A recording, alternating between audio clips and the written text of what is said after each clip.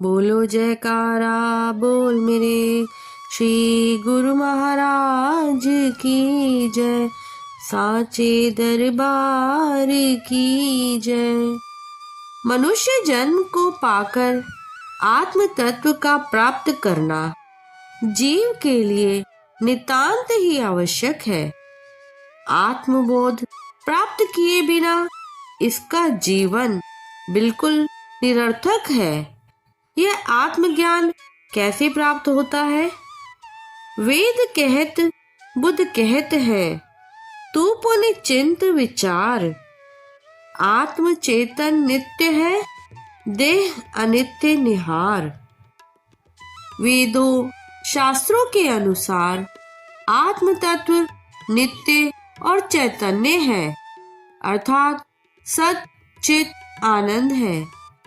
शरीर अर्थात पंच भौतिक देह अनित्य अर्थात नाशवान है। ऐ जीव, अब तू स्वयं ही इस बात पर अच्छी तरह विचार कर ले कि कौन सी चीज सत्य है और कौन सी असत्य। मनुष्य को मालिक ने सर्वश्रेष्ठ बनाया है, इसीलिए कि यह सत्य और असत्य का असल और नकल का निर्णय करे। सोचे विचारे और गौर करे गुरुमुखों कि सच क्या है। वास्तव में सत्पुरुषों ने जो सिद्धांत बतलाया है वह 16 आने सत्य है कि शरीर अनित्य और आत्मा नित्य है। शरीर मिट जाने वाली चीज है गुरुमुखों, लेकिन आत्मा सदा स्थिर रहने वाली है। अब हमें यह विचार करना है कि जो चीज असल है, सत्य है, सदा स्थिर रहने वाली है, और जो जीव की अपनी निजी वस्तु है, कभी इसने इस तथ्य पर विचार भी किया है? गुरुमुखों, प्राय संसार में देखा जाता है कि जो नाशवान वस्तु है थोड़े समय के लिए और मिट जाने वाली है, सब लोग उसी अस्थिर एवं नाशवान शरीर तथा शारीरिक पदार्थों में तल्लीन है। जिस उद्देश्य के लिए यह शरीर आत्मा ने ओढ़ रखा है, उस तरफ लोग ध्यान ही नहीं देते।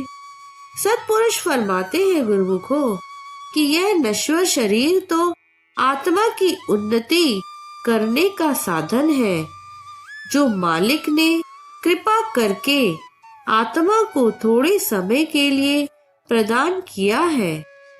इस शरीर और बुद्धि से सत्पुरुषों के सत्संग द्वारा इस आत्म तत्व की पहचान करनी है। यह शरीर इसी हेतु ही मालिक ने प्रदान किया है। अब देखना यह है गुरुमुखों कि आज का मनुष्य इस शरीर से क्या काम ले रहा है। अब इस बात पर भी विचार करना है कि क्या जीव सत वस्तु के लिए तथा उसकी पहचान करने या उसे अपनाने के लिए भी कुछ काम कर रहा है या नहीं। गुरुमुखों, जो आत्मा सदा सत चित आनंद रूप है, उसका ख्याल ना करके संसारी लोग दुनियावी पदार्थों के पीछे दीवानों की तरह दौड़ रहे हैं।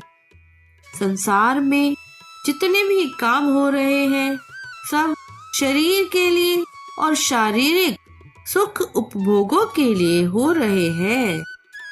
धन दौलत मकान मिल्कियत आदि सब शरीर के लिए ही है। गौर से देखा जाए तो जो सत वस्तु आत्मा है, उसके लिए, उसके सुख आराम के लिए, उसकी सच्ची खुशी प्राप्त करने के लिए कुछ भी नहीं किया जा रहा है। यह कितनी गफलत और लापरवाही है। विचार करके देखो गुरुमुखों, तो ज्ञात होगा कि वास्तव में यह शरीर किसके आधार पर चल फिर रहा है। जो शरीर अस्थिर या क्षणभंगुर है, उसके लिए तो इंसान दिन रात एक करके पुरुषार्थ कर रहा है, नाना प्रकार के सामान एकत्र कर रहा है, और जो सत्य वस्तु है, सदा अमर और अविनाशी है, जिसके आधार पर ये शरीर ठहरा हुआ है, उसके लिए कभी पुरुषार्थ और प्रयत्न ना करना कितनी बड़ी भूल और अज्ञानता है कि इंसान आत्म तत्व की सूझबूझ न रखता हुआ इस नाशवान शरीर को ही सब कुछ मान बैठा है, जबकि यह शरीर जो थोड़े समय के लिए दिखाई दे रहा है, केवल उस चेतन सत्ता आत्मा की शक्ति से दृष्टमान है। वह तत्व अगर इससे अलग हो जाए तो यह शरीर अभी इसी क्षण धरती पर गिरकर खाक हो जाए। उसी आत्मा की सत्ता से यह नकल भी असल प्रतीत हो रहा है।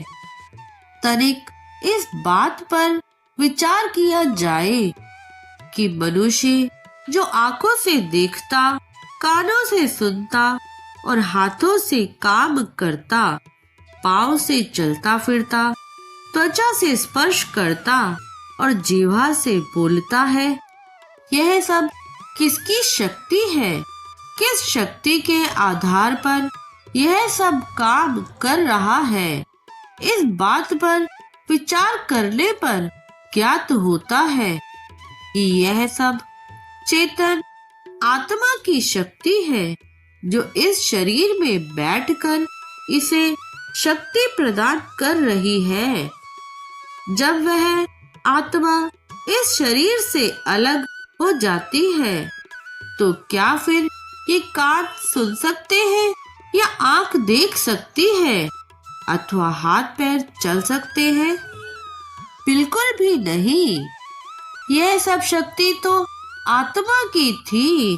वह जब इस शरीर को छोड़कर चली गई तो यह शरीर जड़ होकर मिट जाता है। इससे यह सिद्ध होता है कि वह सब शक्ति आत्मा की है, शरीर की नहीं। और इससे यह भी सिद्ध होता है कि आत्मा सत, चित और आनंद स्वरूप है। सब वेद, शास्त्र और विद्वान भी ऐसा ही कथन करते हैं, और अब मनुष्य स्वयं भी देख सकता है तथा अनुभव कर सकता है कि इस शक्ति में कौन सी शक्ति है, किसके आधार पर यह शरीर चल रहा है। तो विदित होता है कि वह आत्मा की शक्ति है और आत्मा सदा सत्य है। अब देखना यह है कि ऐसी सत्य वस्तु पर किसने विचार किया। संत महापुरुष संसार में आकर उसी सत्य वस्तु की पहचान कराते हैं। यदि जीव ने आत्मा का साक्षात्कार कर लिया तो मानो परमात्मा का दर्शन कर लिया। यही दूरी है कब तक? जब तक आत्मा को नहीं पहचाना, जब तक निरख परख नहीं हुई। गुरुमुखो, जिसने उस एक आत्म तत्व को जान लिया तो समझ लो उसने सब कुछ जान लिया, और उसके विपरीत जिसने उस आत्म तत्व को नहीं पहचाना तो उसका ज्ञान, बुद्धि, विद्या और सब खोज व जानकारी बेकार है, क्योंकि आत्म तत्व के बिना शेष सब शारीरिक ज्ञान ही है। शरीर जिस दिन नष्ट हो जाएगा और सब थोथा ज्ञान भी बेकार हो जाएगा।